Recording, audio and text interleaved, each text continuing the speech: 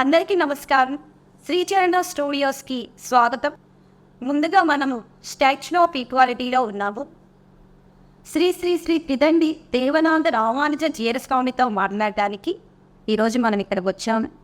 స్వామి వారితో కొన్ని మంచి మాటలు తెలుసుకుందాము. జై శ్రీమన్నారాయణ స్వామి. స్వామి, మీరు సన్యాసం ఎందుకు తీసుకోవాల్సి వచ్చింది? ముందుగా శ్రీచరణ ప్రేక్షకులకి మంగళాశాసనం చేస్తూ,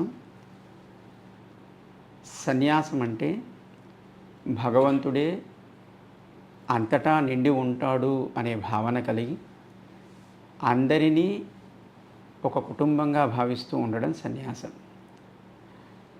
మనకు సమాజంలో ఒక కుటుంబం, భార్య, పిల్లలు, ఒక పరిమితమైనటువంటి భావనతో ఉండేటువంటి సమాజంలో అంతా భగవంతుడే అనుకునే స్థితి సన్యాసం. నిజానికి మన భారతీయ సంస్కృతిలో బ్రహ్మచర్య, గృహస్థ, వానప్రస్థ, సన్యాసము అని 4 ఆశ్రమ ధర్మాలు ఉన్నాయి.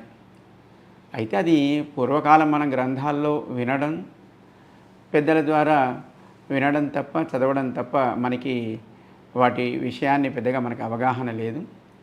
కానీ ఈనాడు సమాజం కోసం, భగవంతుడి రూపంగా ఉండే సమాజం కోసం పనిచేయాలి అని అనుకున్నప్పుడు, ఆయన సేవగా మన జీవితం సాగాలి అని అనుకున్నప్పుడు అన్నిటినీ త్యజించి మనం భగవంతుడి ఆరాధనలో మనం ఉండగలుగుతాం.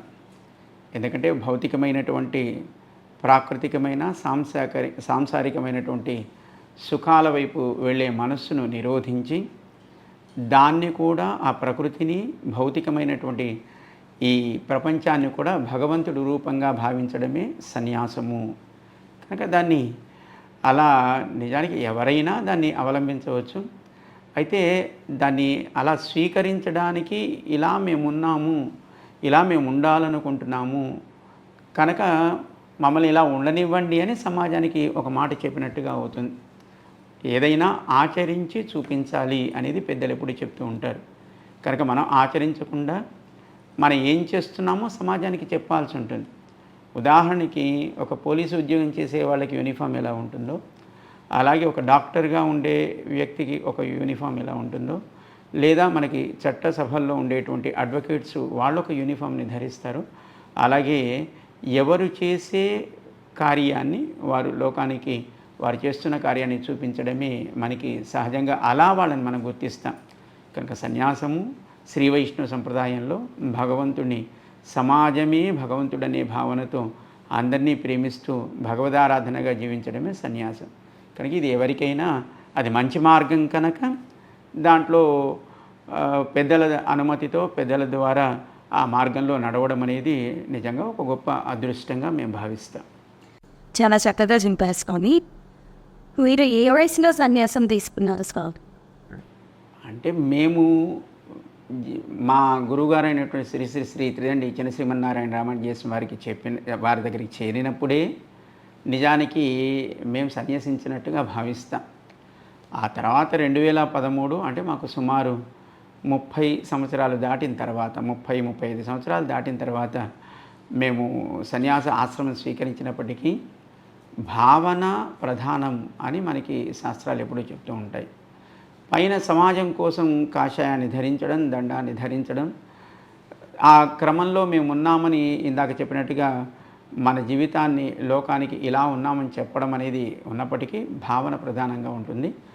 1991-92 సంవత్సరంలో మేము జీరస్వామి శ్రీచరణాలను ఆశ్రయించినప్పుడే మా మనస్సు భగవంతుడు, ఆచార్యతత్వం పట్ల లగ్నమై ఉండడం చేత ఇది మాకు ఇలా ఉండడానికి ఒక కారణమైంది అని మేము భావిస్తాం. కనుక 2013లో మేము స్వీకరించాం. సుమారు 36-37 సంవత్సరాల వయస్సులో. ఎంతలో గురువులు ఉన్నారు కదా స్వామి, మీరు చిన్నజీయ స్వామి దగ్గర సన్యాసం ఎందుకు స్వీకరించారు? ఎందుకంటే మేము సన్యాసం స్వీకరించడం కోసం గురువు గారిని ఆశ్రయించలేదు. ఆధ్యాత్మికమైన చైతన్యాన్ని పొందడం కోసం, జ్ఞానాన్ని పొందడం కోసం, సమాజపు విలువలను, అలాగే సంప్రదాయాన్ని తెలుసుకోవడం కోసం, జీవితాన్ని ఆ మార్గంలో గడపడం కోసం మేము జీయస్వామిని ఆశ్రయించాం. ఆశ్రయించిన తర్వాత వారు ఇవ్వాలనుకుంటే సన్యాసాన్ని మేము పొందగలిగామని భావిస్తాం. మాకెప్పుడు కూడా సమాజంతో కలిసి ఉండాలి అని ఉంటుంది. సమాజంతో కలిసి సమాజంలో చేయాల్సినటువంటి ఎన్నో కార్యక్రమాలు, సేవా కార్యక్రమాలు కావచ్చు, ఆధ్యాత్మిక కార్యక్రమాలు కావచ్చు, ఇవి చేయాలి అని అనుకున్నప్పుడు మనకి అవరోధంగా మన చుట్టూ ఉండేటువంటి కుటుంబాలు ఉండకుండా ఉంటే మనం దేనైనా సాధించగలుగుతాం. కనుక భార్య, పిల్లలు, తల్లి, తండ్రి, సోదరులు, ఆ కుటుంబం ఎప్పుడు ఉంటుంది. కానీ దానికంటే భార్యగా, పిల్లలుగా వచ్చేటువంటి తర్వాత ఏర్పడేటువంటి ఒక తరం, ఒక కుటుంబం, అది బాధ్యత ప్రధానంగా ఉంటుంది. అందుకోసం అలాంటి స్థితి ఎప్పుడు కలగకూడదు అని కోరుకునేవాళ్ళం. అదే మార్గంలో మేము స్వామివారిని ఆశ్రయించిన తర్వాత వారి దగ్గర మేము సన్యాసం తీసుకోవాలని ఆశ్రయించలేదు. వారిని ఆశ్రయించాలి, జీవితాన్ని సంప్రదాయ సేవలో గడపాలి అని అనుకున్నాం. అది సన్యాసానికి వారే సంకల్పం చేసి సన్యాసం ఇవ్వడం అనేది ఏర్పడింది. కనుక మేము సన్యాసం తీసుకోవడం కోసం ఏ గురువును ఆశ్రయించలేదు. స్వామి, మీరు పూర్వాశ్రమంలో ఎంతవరకు చదువుకుంటారు? మేము పూర్వాశ్రమంలో మాది ఇంజనీరింగ్ డిప్లొమా, సివిల్ ఇంజనీరింగ్. అసలు నిజానికి స్వామివారి దగ్గరికి రావడానికి కారణం అదే. కొత్తగూడెం ప్రాంతంలో పూర్వాశ్రమం నాన్నగారు వారు జూనియర్ కాలేజ్ లెక్చరర్గా పనిచేసే సందర్భంలో మేము అక్కడ మా విద్యాభ్యాసం అంతా కూడా ఇంటర్మీడియట్ వొకేషనల్ కోర్స్ దాకా అక్కడ జరిగింది. అక్కడి నుంచి మేము అనుకోకుండా హైదరాబాదులో ఉండేటువంటి ఓల్డ్ సిటీలో ఉండేటువంటి చాంద్రాయణ గుట్ట దగ్గర కులీ కుతుబ్ షా గవర్నమెంట్ పాలిటెక్నిక్లో మేము సివిల్ ఇంజనీరింగ్ డిప్లొమాలో సెకండ్ ఇయర్లో మేము ప్రవేశించిన తర్వాత ఈ ప్రాంతంలో ఉండగా మేము ఉండే ప్రాంతం ఆ కాలేజీ అక్కడ ఉన్నా కూడా ట్యాంక్ బండ్ దగ్గర ఒక జగదీష్ మందిర్ అని ఉంటుంది. అక్కడ జిఎస్ స్వామివారి సీతానగరంలో వేద విద్యను అభ్యసించి వచ్చినటువంటి ఒక విద్యార్థి గట్టు శేషాచార్య స్వామి వారి నాన్నగారు అక్కడ పనిచేస్తుండేవారు. అక్కడ మా బంధువులు కూడా ఉండడం చేత మేము అక్కడ ఉండేవాళ్ళం చదువుకునే ఆ సమయంలో. వారితో ఉండేటువంటి ఆ సంబంధం తద్వారా స్వామివారిని పక్కనే దోమలగూడ జెడ్ భవనం ఉండేది. అక్కడ స్వామివారు అప్పుడప్పుడు వస్తూ పోతూ కార్యక్రమాలు నిర్వహిస్తూ ఉండేవారు. అలా మేము స్వామివారిని చేరడం జరిగింది. కనుక స్వామివారి దగ్గరికి చేరడానికి కారణం మేము హైదరాబాదు భాగ్యనగరంలో ఉండేటువంటి కులీ కుతుబ్ షా గవర్నమెంట్ పాలిటెక్నిక్లోకి ప్రవేశించడం వల్లనే జరిగింది అని మేము భావిస్తాం. ఇప్పుడు నాతో చెప్పారు స్వామి, నేను పాలిటెక్నిక్ వరకు చదువుకున్నానని చెప్పాను. చదువుకున్న వాళ్ళంతా ఉద్యోగాలు అవి చేస్తున్నారు. మీరు ఉద్యోగాలు అవి చేయకుండా ఈ మార్గానికి ఎందుకు వచ్చారు? ఎందుకు ఎంచుకున్నాను? ఏ మనిషికైనా తాను జీవితంలో ఏదైనా సాధించాలి, ఏదైనా మార్గంలో వెళ్ళాలి అని అనుకోవడానికి కారణం వెనకాతల పూర్వజన్మ సుకృతమో దుష్కృతమో ఉంటుంది. ఏదో జన్మలో చేసుకున్న సుకృతం ఆధ్యాత్మిక మార్గంలో ప్రయాణం చేయడానికి కారణమై ఉంటుంది. కనుక మాకు భగవంతుడు ఆ ఇంజనీరింగ్ డిప్లొమా పూర్తయిన తర్వాత కూడా ఆ తర్వాత ఏఎంఐఈ అని associate institute member of institute of engineers అని ఏఎంఐఈ అని మనకి చెన్నైలో ఉండేది. దాంట్లో మెంబర్షిప్ తీసుకున్నా కూడా మేము ఎప్పుడో ఒక పరీక్ష కూడా రాయలేకపోయాం. కారణం జయస్వామి వారితో ఉండేటువంటి యాక్టివిటీస్లో పాల్గొని ఉండడం చేత. కనుక మేము ముందుకు వెళ్ళాలనుకున్నా మేము చేసుకున్న పూర్వజన్మ సుకృతం మేము ఏ మార్గంలో వెళ్ళాలో ఆ మార్గంలోకి మమ్మల్ని చేరుస్తాం. మీరు మీ తల్లిదండ్రులతో నేను సన్యాసం స్వీకరిస్తానని చెప్పినప్పుడు వారు వారు ఎలా స్పందించారు స్వామి? స్పందించడం అంటే పూర్వాశ్రమం నాన్నగారు వారు మంచి తత్వవేత్త, పురాణ ప్రవచనాలు చెప్పేవారు. వారు దైవాన్ని విశ్వసించేవారు. ఏది జరిగినా మనకి బ్రహ్మ రాసిన రాత మారదు అని ఒక నానుడి. కనుక భగవంతుడు ఏది రాశాడో అది జరుగుతుంది, అంటే కర్మలో ఏది ఉందో అది జరుగుతుంది అని విశ్వసించేవారు. సరే, సహజంగా తల్లికి ప్రేమ ఎక్కువ ఉంటుంది పిల్లల మీద. కనుక ఏ తల్లి కూడా సన్యాసం స్వీకరిస్తానంటే అంత త్వరగా అంగీకరించదు. కానీ మరి ఆ సమయం వచ్చినప్పుడు, కాలం అలా ఏర్పడినప్పుడు ఎవరైనా విధికి తల వంచక తప్పదు. కనుక మొదట అమ్మగారు కొంత బాధగా స్పందించిన తర్వాత వారు కూడా దానికి అంగీకరించక తప్పలేదు. స్వామి, మీకు మీ ఆచార్యులు వారు ఉంటారు కదా, వారికి మీకు మధ్య జరిగిన ఒక అద్భుతమైన సన్నివేశాన్ని మా ప్రేక్షకులు కనిపిస్తారు. నిజానికి గురువుగారితో ఉండే ప్రతి సన్నివేశము అద్భుతమైందే. ఇది గొప్పది, ఇది తక్కువది అనడానికి లేదు. మనకి శాస్త్రకారులు ఒక గొప్ప మాట చెప్తారు. భగవంతుడు ఎన్నో అవతారాలను తాను ధరించిన అవతారాల్లో ఎన్నో ఉపకారాలు లోకానికి చేశాడు ఆయన. గోవర్ధనగిరి ఎత్తడం కావచ్చు, లేదా 10 తలలు కలిగిన రావణ అసురుణ్ణి చంపడం కావచ్చు. భగవంతుడి చేష్టతములో ఇది గొప్పది, ఇది తక్కువది అని ఎప్పుడు కూడా ఉండదు, అన్నీ గొప్పవే. అలాగే ఆచార్యులతో ఉండేటువంటి సంబంధంలో అన్ని అంశాలు అద్భుతంగానే ఉంటాయి.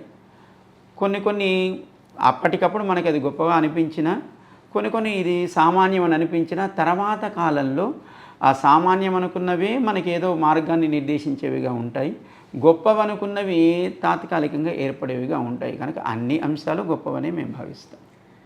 మీరు చాలా ఆధ్యాత్మిక గ్రంథాలు చదివి ఉంటారు. ఆ ఆధ్యాత్మిక గ్రంథాల్లో మీకు నచ్చిన ఒక గొప్ప అంశం చెప్పండి సార్. భగవంతుడి తత్వాన్ని వివరించే ఏ గ్రంథమైనా గొప్పదే. మామూలుగా సామాన్యంగా తీసుకుంటే రాముడి కథ కావచ్చు, కృష్ణుడి లీలలు కావచ్చు, ఏవైనా కూడా మనలో ఆ భక్తి భావాన్ని పెంచే ఏ అంశమైనా అది అద్భుతంగానే ఉంటుంది. భగవంతుడి గుణాలు కానీ, భగవంతుడి చేష్టితాలు కానీ, భగవత్ సంబంధితమైనటువంటి గ్రంథాలు కానీ అన్నీ కూడా మనకి ఆ ప్రేరణ కలిగిస్తేనే ఈ మార్గంలో మనం ఉండగలుగుతాం. స్వామి, ఇంత గొప్పగా ఇక్కడ స్టాచ్యూ ఆఫ్ ఈక్వాలిటీలో రామానుజ స్వామి విగ్రహాన్ని పెట్టారు. అది నేటి సమాజానికి ఏ విధంగా ఉపయోగపడుతుందో ఒక్కసారి మాకు అనుభవించగలరా స్వామి? నిజానికి సమత లేదా ఈక్వాలిటీ అనే ఆ పదానికి అర్థం గొప్పది. అందరూ మనకి లోకంలో ఓట్ల కోసమో, లేకపోతే ఇంకొక దానికోసమో, లేదా వాళ్ళ స్వార్థం కోసమో మనమంతా సమానమని చెప్పినప్పటికీ, సమత అనేది కేవలం ప్రాకృతికమైనటువంటి శరీరం చేత ఏర్పడేది కాదు. ఇది మనకు అర్థం కావాలి. ఎందుకంటే మన ఈనాడు అసమానత్వాన్ని చూసేది కులం పేరుతోనో, మతం పేరుతోనో, అధికారమో, డబ్బో, ప్రాంతమో, లేదా స్త్రీ పురుషులనో, ఇలా ఈ అసమానత భేదాలన్నీ కూడా శరీరం వల్ల ఏర్పడ్డవే. కనుక శరీరం ఎప్పుడు కూడా శాశ్వతం కాదని మనకి మన జ్ఞానులు సంప్రదాయాలు చెప్తున్నప్పుడు, ఒకనాడు పోయి శరీరంతో ఏర్పడేటువంటి అసమానతల్ని గుర్తించడం అనేది అది అవివేకమవుతుంది. కనుక శరీరాలు మనం కోరుకుంటే వచ్చినవి కాదు, మనం చేసుకున్న కర్మకు అనుగుణంగా భగవంతుడు ఇచ్చినవి. కనుక ఈ శరీరాన్ని నేను పొందానంటే అది భగవంతుడు అనుగ్రహం, నేను చేసుకున్న కర్మ. కనుక పొందిన శరీరాన్ని ఇంతకంటే గొప్పగా మార్చుకోవాలి అని మనం ప్రయత్నం చేసినా అవ్వదు. లేదా మనం చేసిన కర్మను దాటి మనం ఏదో సాధించాలి అని అనుకుంటే కూడా మనం దాన్ని సాధించలేం. కనుక కర్మ విచారం చేసినప్పుడు లభించిన శరీరం కావచ్చు, లేదా లభించి సాగుతున్న జీవితం కావచ్చు, అది కర్మకృతము, దాని ఫలమే. కనుక అది అశాశ్వతమైనది. కనుక దాన్ని దృష్టిలో పెట్టుకొని సమత్వాన్ని సాధించాలి అంటే ప్రాకృతికమైన సంబంధంలో సమత్వం మనం ఎప్పుడు కూడా సాధించలేం. అయితే జీవులంతా సమానము. అయితే జీవులంతా సమానమా అంటే ఒక్కొక్కళ్ళు ఒక్కొక్క జన్మను పొందుతున్నారు, ఒక్కొక్క శరీరాన్ని పొందుతున్నారు. ఒకడు బాగా డబ్బున్నవాడుగా, ఒకడు లేనివాడుగా, ఒక నిరుపేదగా, ఒకడు అడుక్కునేవాడుగా, అంటే అది కర్మ కారణం కదా. కనుక ఆ కర్మ చేత కూడా జీవులు సమత్వాన్ని ఎప్పుడు వాళ్ళు పొందలేరు. మరి జీవులు సమానమని ఎక్కడ చెప్పగలుగుతాం అంటే, కర్మ ఏదైనా, పొందిన శరీరం ఏదైనా ఆ జీవుణ్ణి నియమిస్తూ ఆ జీవుడి లోపల ఉండేటువంటి భగవంతుడికి ఆ జీవుడికి ఉండే సంబంధం, లేదా ఆ జీవుడితో కూడి ఉన్న శరీరానికి భగవంతుడికి, అంటే ప్రకృతికి భగవంతుడికి ఉండే సంబంధం ఎప్పుడు కూడా సమానము. ఒక దొంగలోనైనా భగవంతుడు ఉంటాడు, లేదా ఒక మంచివాడిలోనైనా భగవంతుడు ఉంటాడు, ఒక హంతకుడిలోనూ కూడా భగవంతుడు ఉంటాడు, లేదా ఒక డబ్బు అధికారం ఉన్న వాడిలోనైనా భగవంతుడు. వీడు వాడని కాదు, అన్నీ కూడా మనకి లోకంలో శరీరాలే, అన్నిటిలోనూ భగవంతుడు ఉంటాడు. సర్వ అంతర్యామిగా ఉండేటువంటి భగవంతుడికి నావారు పరవారు అని ఉండదు. అక్కడే మన సమత్వాన్ని మనం గుర్తించగలుగుతాం, సాధించగలుగుతాం.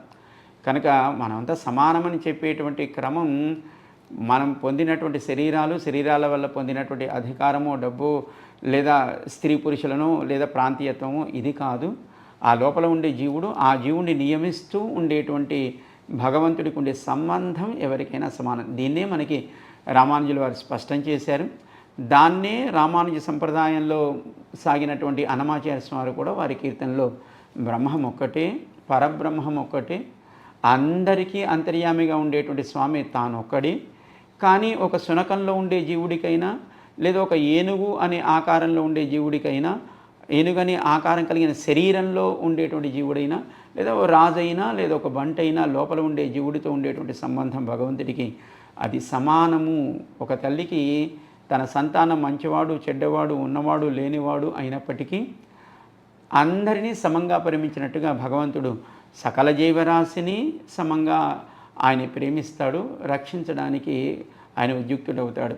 దాన్ని మనం గమనించగలిగితే, దాన్ని మనం గుర్తించగలిగితే అందరినీ మనం ప్రేమించగలుగుతాము.